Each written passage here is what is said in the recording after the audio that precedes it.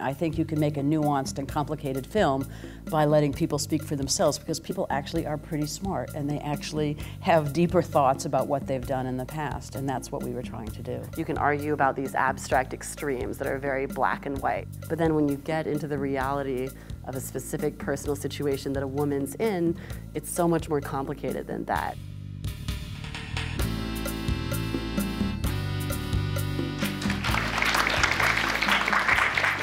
Why do you think a movement like feminism has had kind of this reinventing the wheel, sort of like stop and start nature to it, and what can we do to not have that happen?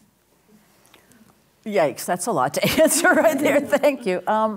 Well, I mean, I admittedly, as a documentary person, care a lot about history, and I think that we live in a country that has basically no comprehension of history, and I think the women's movement has been incredibly, shall we say, branded as the uncool movement from the 60s, that everything else that came out of the 60s was totally cool and changed the world. And yeah, you know, I mean, if there could be more documentaries on so many of those movements, and the women's movement really isn't understood very well, and that's one of the reasons I had to make the film.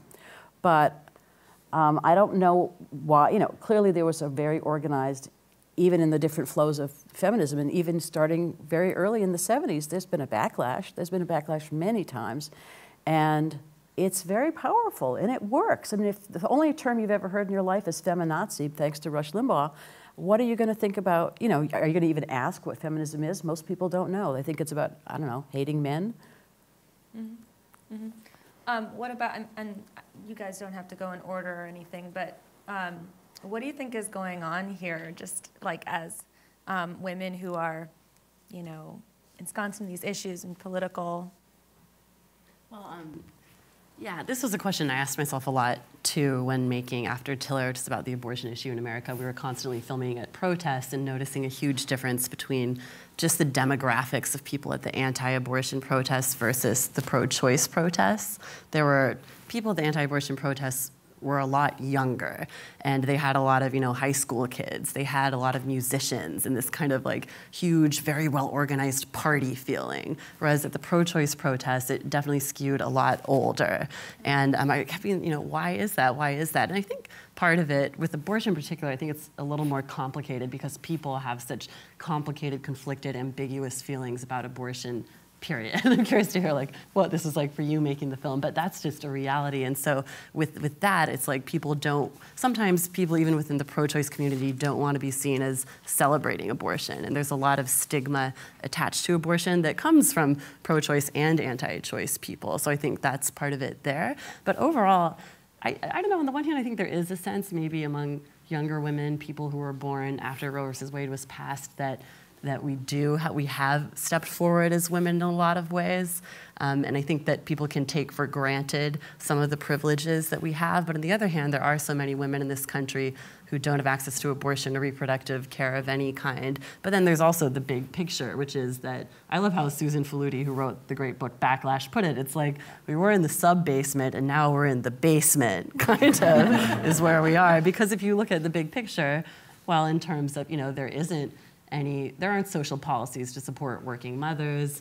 There's hardly any female representation in boardrooms in America and around the world, in governments in America and around the world, and poverty has become feminized to a large degree as well. So if you look at the big picture, you're like, it's not just this reproductive stuff, it's everything. Correct. How can we not see that? But a lot of the voices that are out there are, I think, maybe more privileged voices that don't realize the extent to which these opportunities are limited for most women. Mm-hmm. I mean, I think with any movement, there's bound to be some backlash, but I think maybe even a bigger problem is the fact that people think that, like, sexism is over. Honestly, people believe that. People believe that racism is over, although I think right now we're realizing that's very much untrue. And I think that, you know, a big part of each wave, I guess, is educating people and letting them know that these problems still exist. Just because women can vote and do have access to birth control pills doesn't mean that we've fixed all the problems. And so I think when these waves happen, it's like you know, some progress is made, and then everyone just thinks, you know, they sort of bury their heads in the sand and go like, oh, we put a Band-Aid on it, like that problem's fixed. So I think that's sort of, it is very frustrating, especially when you're in the ebbing part. But I think that's sort of the way that the movement has to go forward. Well, what about you, Gillian? Because, I mean, when Obvious Child came out, I read 1,000,001 feminist think pieces saying, finally, there's an abortion that isn't this sort of tragic focal point in the movie, and she actually went through with it, and she's, you know, not super traumatized. How did you feel when people were sort of holding your film up as sort of the beacon of progress? Yeah, strange.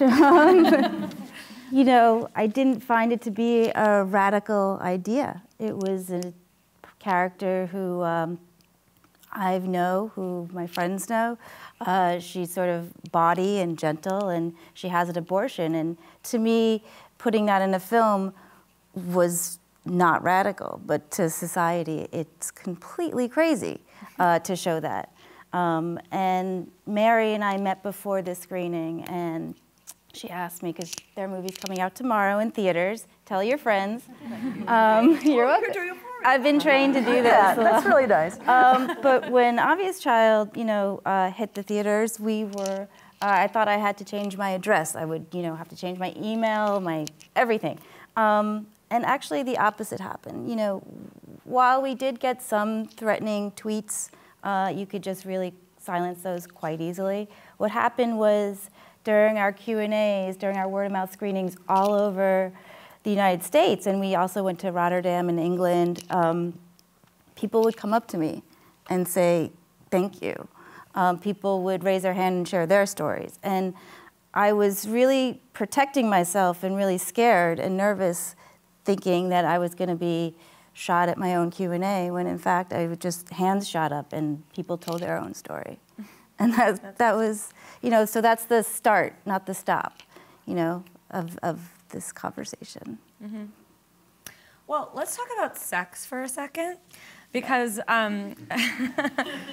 because you know, I've been thinking of sort of what the common thread is of all of your movies, and all of them sort of deal with sex in some way. Even GTFO, which is, you know, more about sort of like the harassment that female gamers have to endure. A lot of it was just so sexually charged. It was all about sexual violence. It was, you know, about rape and that kind of stuff. So I'm wondering, like, do you guys think that sort of the realm of sex is what's most on modern feminists' minds at this point? Because, I mean, this documentary spanned so much, from sex to work to all kinds of different things. But where do you think that the issue of sex, whether it's, you know, reproductive rights or sexual violence or just sexual liberation, how important do you think that is for modern feminism? I guess that's kind of a general question, but. I mean, I think it's a huge, major point right now with the anti-street harassment campaigns, with, I mean, I guess in colleges it's becoming a huge issue. Slut shaming is a big, you know, topic right now in feminism, and I think it's really crazy because when I watched your movie, they, you know, during the public demonstrations, they say, you know, take her into an alley.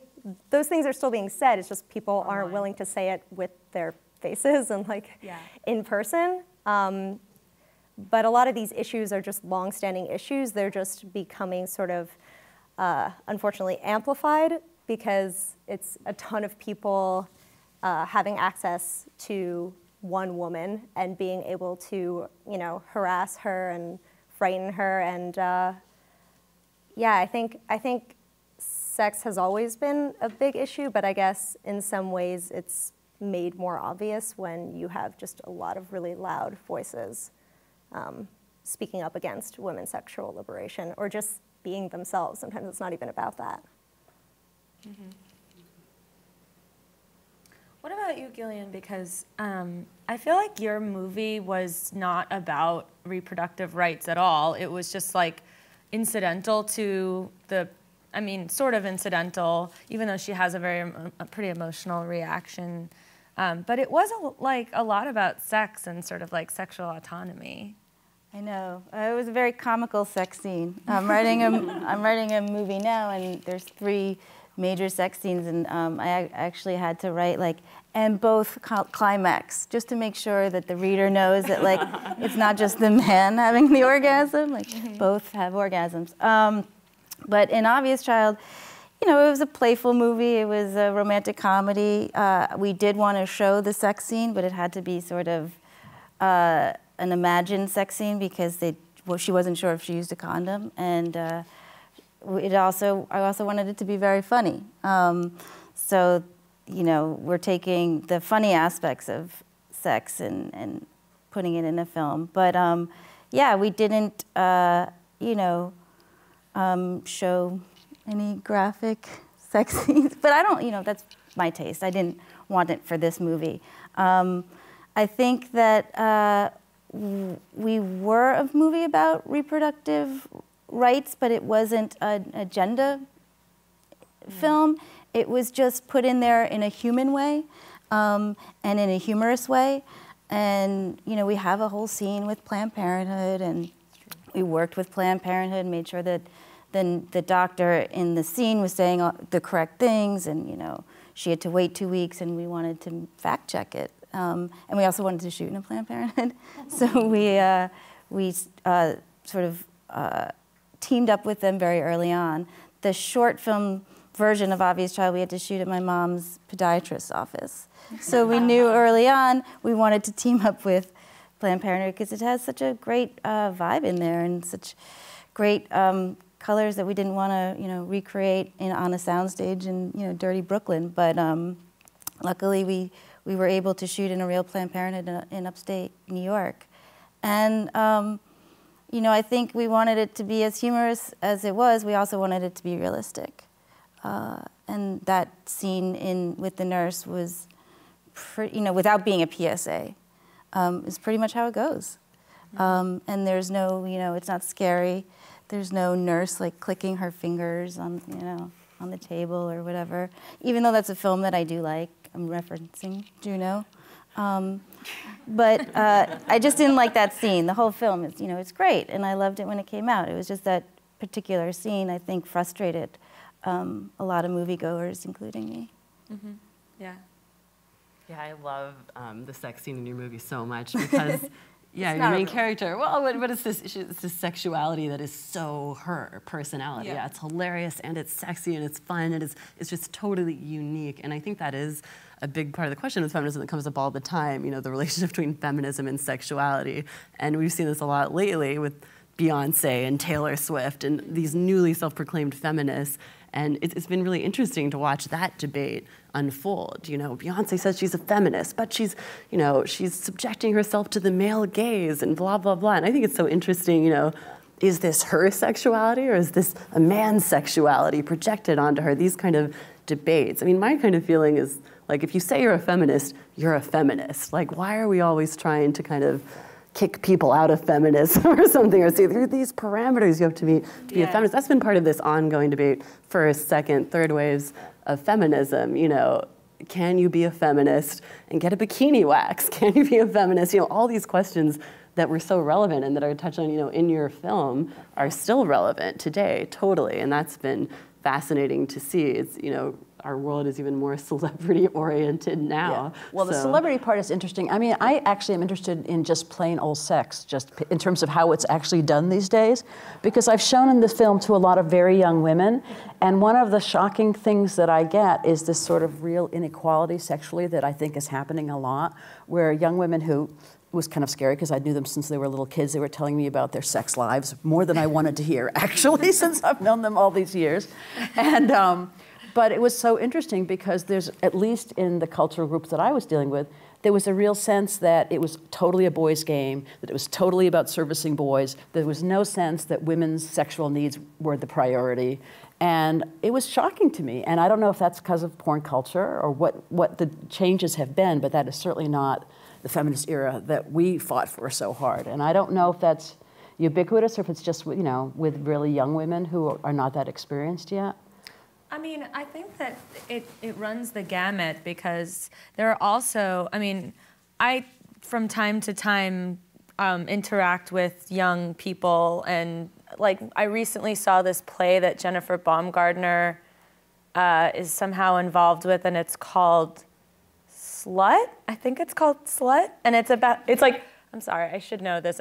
It's like a play that sort of fictionalizes an account of a teenager getting sexually assaulted, and it was like produced and written by teenagers, and these teenagers are like so much more self-aware than I ever was when I was a teen, and I was raised by a feminist, you know. So I've and like Tavi Gevinson and like all of these amazing young feminists.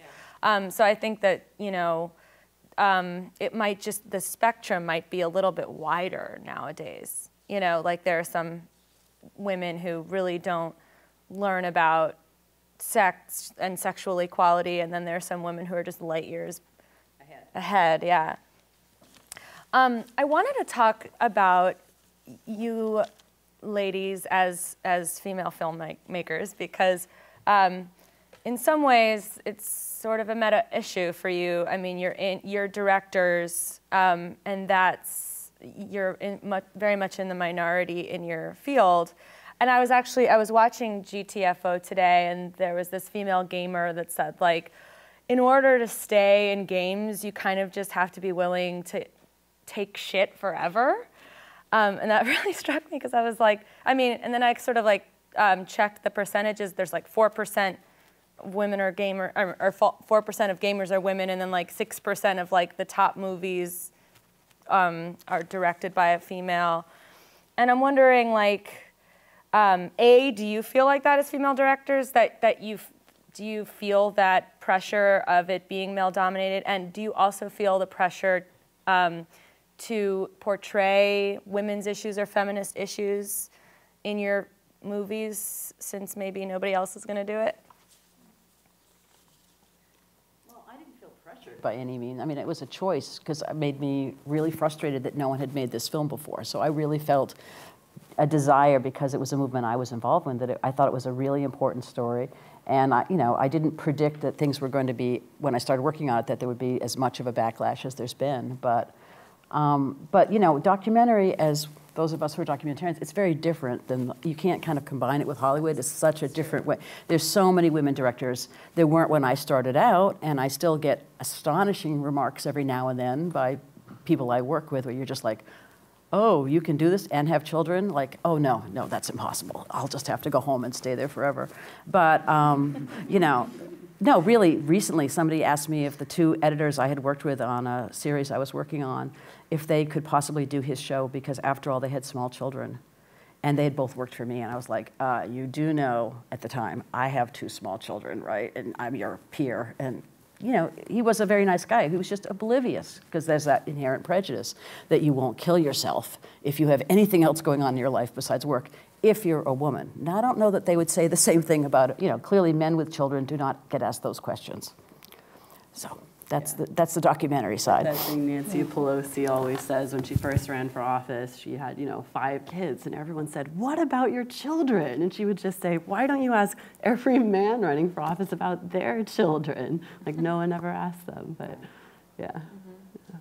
Well, like, so Lana, this issue of sort of the shrinking amount of abortion provider or late-term abortion providers, I feel like, you know, that's not necessarily the purview of a woman. I mean, like Carhart, the like one of the remaining doctors is a man, and like Tiller was a man and stuff. And actually, this is like kind of random, but my cousin Toby Oppenheimer did he did something similar for MSNBC about Tiller. So I guess my question is, as a woman and presumably a feminist, a young feminist, what kind of perspective do you think that you particularly brought to this, being a female director? Yeah, well, For me, my overall experience with After Tiller was that I think it was harder as a woman in the kind of business, financial aspects of making a film, but I think it was easier, and we could only have done it for the production and the kind of access that we got. Yeah. I had a co-director, we were both women, we had 2 cinematographers, all women. I'm working on a new film now, and I'm continuing all women crew, always, because I've just found that, well, I mean, the first thing is basically that people underestimate you and assume you're not a professional. And I just think if they're gonna do that, why not take advantage of that, you know? Everyone I've ever asked for, is it okay if I film you? They say, is this for a school project? Every time. You should always say it's for a school project. Yeah, I just kind of mumble something. And they just let you do whatever you want. No, it's true. And you know, it's funny, I was talking to the publicist that we work with said that she'd worked with a lot of documentary filmmakers in their 50s who are women, and they still get asked, is this for a school project? So, I mean, if people are going to underestimate you, they assume basically that this film isn't going to go anywhere. Because look at these kind of kids, you know, don't know what they're doing, these young women making the movie. You know, fine. Then you can get this incredible access and trust that, yeah, I don't think with After Tiller, I don't think we could have gotten that if we were men. I mean, certainly not because we're in an abortion clinic with all these women, but even beyond that, I think there's a level of access you can get as a woman by taking advantage of the fact that you're underestimated. So I think that's a real benefit. You know, silver lining to a serious and disturbing problem. Yeah. Yeah. Well, what about you, Shannon? Because I feel like it must, I mean, hypothetically, if a man decided to do the documentary that you did, like it would have been completely different or maybe even not possible. Yeah, I mean, I actually didn't find this topic from personal experience. Right, I yeah. No, actually had a man, my friend who's right there, tell me about sort of what's happening to women in gaming, and I suppose it struck me because I'm a woman, but I hope that it would affect anyone. I don't know if in terms of interviewing people. Like, in terms, do you think that they felt more comfortable with you, or? Right, but what I'm saying is, yeah, I totally agree that being a woman does have its advantages, especially like this movie, I just kind of showed up with my cameras and my tripod and like no crew. So I think that was kind of a huge plus as well, because people definitely did not take me seriously. But yeah, I think people are more comfortable speaking, like women are more comfortable speaking with another woman if they're talking about an issue. Like in my movie, there's a woman who was a rape victim and she spoke out about something. She's a game developer, and she was threatened with rape because she like shared this personal story about herself. And you know, I think it would be harder to share that information with a man just because like they don't, I guess haven't been through anything like that or haven't really approached that topic, or like maybe they haven't thought about it before. But it just in terms of like, I agree, I don't feel any pressure to make just female-focused movies. I think you could make an entire career out of just making movies about women. I mean, just in this panel, there's like political movie, like a heart-wrenching movie, a comedy, like there's so much you could do, and people have a lot of success in that, but I think women and all minorities are sort of overly criticized if they don't talk about their own, what makes them different in their movies. You know, like Catherine Bigelow is criticized for making like 2 mannish movies, but it's like, why shouldn't she make those? So I think that, you know, as long as you stay true to your belief system, like there's no reason that you need to stay in one topic. Mm-hmm. Well, what about in the case of Obvious Child, which is in a very different world than all of these movies? It's funny because other than Kickstarter, which we raised finishing funds for, we did the traditional route of raising equity through investors. Mm-hmm. And we sent them the script and we said Jenny Slate was attached and Gabby Hoffman, and this is the movie, here you go. And they would read it and they said, we love it. Nobody wanted to change the ending or anything. But the hard sell was actually me. The writer and the director of it. And it wasn't that hard. You know, I met them, they realized I wasn't a sociopath and that, you know, I could do this job, and I had to prove it to them. And I question whether is it because I'm just a first-time filmmaker, or is it because I'm a first-time female filmmaker? But instead of sort of dwelling on that, even though I know statistically I worked for 7 years at the Directors Guild of America, and those stats are, terrible. I think I only remember this because it's episodic television directors, white Caucasians make up 69% of the business. 17% are male people of color. Then it goes down to like 14%, my math might be wrong, for women, and 2% women of color who direct TV shows. And it's just like, that's a horrible, scary number. Very, very low, very terrible.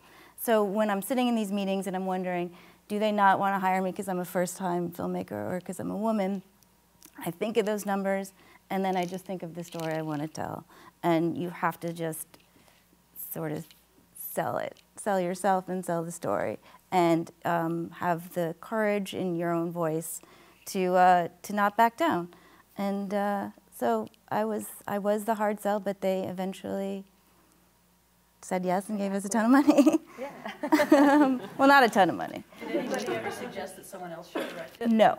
They didn't dare. Well, Good. no, Glad to hear that. They wouldn't have the project. Yeah. It's not going to work out for us. And our investors are great filmmakers. They are also collaborators. They weren't just a bank, and we didn't treat them that way, and they didn't treat me like a dumb girl. Well, it's almost 9:30 on a school night, so I want to make sure that we get a few questions in. Gillian, you said something about not wanting your film to be a PSA. All of your movies are political in one way or another, and I'm just wondering how you deal with questions of storytelling, either when you want the story to be exciting and maybe that's not actually the political point, or how do you tell a story without really kind of hitting people over the head with the politics? I think I just try to go for, I haven't made many movies. I made one other movie besides Obvious Child, and it's called Chunk, and it's about a girl at fat camp who doesn't believe she belongs there. But it was still a comedy. It was still some character who is sort of an outsider. I just approach it as characters instead of politics. And when you can just have the freedom to focus on this one woman's story, this one girl's story, this one person's story, you can get away with anything without having to over-politicize their voice. I'm still thinking about it, sorry, back a little bit. I love what you're saying about these meetings and how you just kept going and going even after these people would say no. And I was just thinking too about what Mary said earlier about feeling like no one else was making this movie, so she had to. And I think, I had always kind of fantasized about being a filmmaker before making After Tiller, but had always thought, I don't think I could do what you did, just keeping going, and we need to make this movie with it being like a fiction film, and for some reason kind of aligning myself with this larger political cause and being like, well, Tiller's dead, someone has to do this story, no one else is going to do it. It was kind of easier for me to keep asking for money and getting rejected, you know what I mean, because it seemed like this has to be made, something has to happen here. I don't know, I found that was like an easier way in. No one said no, actually. Yeah. Oh, really? Yeah, I never had one door. Oh my goodness. I know, it's bizarre. That's it's a very amazing. bizarre. I think people were, more excited about how we were telling the story, and that was a really cool temperature to take and find out. Yeah. Yeah, it was really cool. Well, back to the activist thing, though, because Workshop, but whatever. We got it. Workshop. Activist thing. So I think that you two on the end, I feel like people could construe your documentaries as having a more overt message as opposed to, I guess She's Beautiful When She's Angry is obviously very pro-feminist, but it's more kind of like a social history than like one social problem that you're really like digging into. Does that ever bother you? Or are you like, yes, fuck yes, this is a sort of a PSA? Well, I actually started making the movie just focusing exclusively on harassment, and then I just realized that, women have a lot of different experiences. Some have never been through that, and some have had really great professional great careers and, you know, great interactions with their coworkers. So I kind of wanted to like pull away from that a little bit and make something that sort of covered all the aspects of being a woman in gaming. My bigger concern, I mean, I have no problem making a movie and saying like, I side with these women and not their harassers. Like, I don't really mind if people think that. Big of you, really. Yeah. And I hope that like most of the public would also side with these women. My bigger issue was that I didn't want to discourage anyone from entering this field because it is a tech field, a STEM field, and you know, that was my biggest fear, was that young girls would see it and say like, oh, I'm never gonna play a video game now, like I'm super scared. So that's why I wanted to show the other aspect of it, the creative end and the positive end, and like honestly like the money making end of it too. It's like it's a huge booming industry. So that was more like the trying to toe the line and not take a side part of it that I was concerned with. An answer to that question. I think with After Taylor, my co-director Martha and I, you know, we're both pro-choice feminists and openly support abortion providers and the work that they're doing. But our goal with making the film was to approach it, I approach it as an artist more than as an activist, really just getting in there from a very clear, the perspective only of the doctors, but trying to look at the issue in a way that actually got away from that two sides screaming match dynamic that the abortion debate is treated with in the country. Because I think that even if you are pro-choice, which, you know, these doctors certainly are, they see the complexity and the ambiguity and the contradictions and all the messiness and gray area of this kind of more clearly than anyone else. You know, it's really easy when you're arguing like on the cable news or even with friends, you can argue about these abstract extremes that are very black and white with a lot of these issues. You know, like abortion, maybe you'd say, when does life begin? Well, I think life begins at this point. Well, I think life begins at this point. But then when you get into the reality of a specific personal situation that a woman's in, it's so much more complicated than that. And I think that telling those stories with a lot of depth and nuance is the only way to understand them. And that's the power of storytelling and of filmmaking in general, is that you can put you in someone else's shoes in a way that's hard to get in shorter formats and in different formats. So our goal was to, you know, to look at the gray area and to move away from the political debate into this more personal zone. I mean, so we had a political perspective for sure, but we were trying to show that reality is really messy in a very honest way, and it doesn't neatly fit into those boxes sometimes. Yeah, and I mean, although She's Beautiful is obviously a pro-feminist film, and we don't pretend for 1 second it's not, I think it was really important for the women to have the breadth and the room to talk about what was difficult for them and where they made mistakes and where they kind of have regrets or enormous pride. And I don't think you need to bring on some right-wing subject to come to say condemning feminism for that sort of titular, oh yes, we must have both sides speaking. I think you can make a nuanced and complicated film by letting people speak for themselves, because people actually are pretty smart and they actually have deeper thoughts about what they've done in the past, and that's what we were trying to do. That's such a great, strength of the film. I mean, they reflect on certain moments, the things they might have done wrong, but also just the divisions within the movement and how that played out. Right, So there were fascinating. lots of them. Yeah. Hi. Question for all of you. As women filmmakers, what is an obstacle that you have come up against as a woman making films, other than people believing you couldn't do it? And how have you overcome that obstacle? You'll read the comment sections. Actually, I think the biggest obstacle I've encountered is the subject of my movie, which is anonymous online comments, I guess. There's no real way to fight against it other than educating people and standing up for people when you see that happen to someone else. Because it's not just, it's kind of hard to just fight your own fight.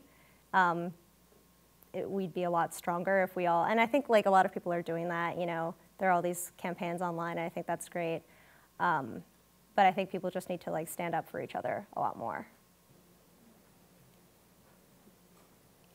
Oh, are we going in row here? I'm listening. I feel like, okay. No, it's fine. My experience as a director you know, I found that for me the challenge is not, I've been doing this for such a long time, I don't have a hard time getting hired to produce things. That's not a big deal. I have a long resume. But I do find that certain subjects, like this subject, was a highly unpopular subject to tackle, and it was impossibly difficult to fund, thanks to Kickstarter and a lot of people that gave us grants through the way. It was really, really hard because I think the subject of women, depending on, maybe it's because it's history, another yucky subject, but women and history together was a toxic mix in terms of funding, I have to tell you. And I couldn't understand that because, you know, there's so many films on, not just the Civil Rights Movement, the Black Panthers, you can just name endless amounts on all these other topics, which for cultural reasons, complicated, you know, they're perceived as more sexy. And the women's movement is perceived as yuck. And you're just like, wait a minute, it was a huge movement. It's still affecting all of us today. So that was the challenge more than my professionalism. That was the challenge. Ask me in 5 years. I don't know. I just dipped my toe in, and I hopefully will continue for a very long time. Yeah, I don't know. Fundraising was a challenge for us too, but you know, you just have to keep going. Yeah. We found we did have a lot of no's, years of just no, because yeah, also first film and stuff. But in the end, I think our most helpful thing was seeking funding actually outside of the film industry. And we eventually got support after hundreds and hundreds of coffees and pitches from a lot of individual women who had nothing to do with the film industry, who just wanted to support a film being made from the perspective of abortion providers. So I think that, yeah, thinking outside the box, if there are institutional impediments in the way, is helpful. I just want to say that I love the film. It was great. Thank you so much for making it. I wanted to ask about I thought one thing that was like so compelling about it was seeing those old photos of the women and then seeing their faces. I just wanted to ask how you sort of got access to those, and did most of the women have a lot of material themselves that they had saved? And then or did you have to find it in other places? And I also wanted to ask sort of where are they now? Like, did a lot of these women, of course, some of them are very well known and devoted their careers to feminism. Others, did they sort of stay involved in the movement or like go on to other things? Wow, that's a lot to cover. We found some of them had old photos, and that was great. I found footage of some of them that none of them knew existed, like the stuff of Denise Oliver speaking out about, you know, I spent a lot, because it was such a hard film to fundraise, I got to spend a lot of time in the archives. So it was really beneficial in some ways. And so I found stuff that hadn't been seen in decades, and that was really a treat. And they didn't know about it, and they were really excited. But if you go to our website, which I should always mention, She's Beautiful When She's Angry, we have bios on them. I mean, they've all lived very different lives. I think the only thing that's really, I can sort of generalize about, you know, they're all very positive. I mean, people who've been through big movements, you know, they've had their bad times, and they've certainly had their snubs and being thrown out of the groups that they founded and those kind of unfortunate events. But at the same time, you know, I've made a lot of films about different kinds of activists, and what you see within them is this sense of, I don't know how to describe it exactly. It's like a kind of contentment where they actually realize, I did something in this world. Maybe some of it's turned back, but I did something in this world, and it's very lovely to be around, and you see some of it in the film. Yeah. But if you go to our website, you'll see some of their other histories. The one thing they have in common is that so many of them wrote books. Your mother, everybody in the film, they all wrote books. And maybe it's because back then there were no women writers who were being published. So for whatever reason, it just turned out that way. A lot of literary people, both fiction and nonfiction. Well, thank you so much. This was a treat for me. And thank you guys for coming. Thank you.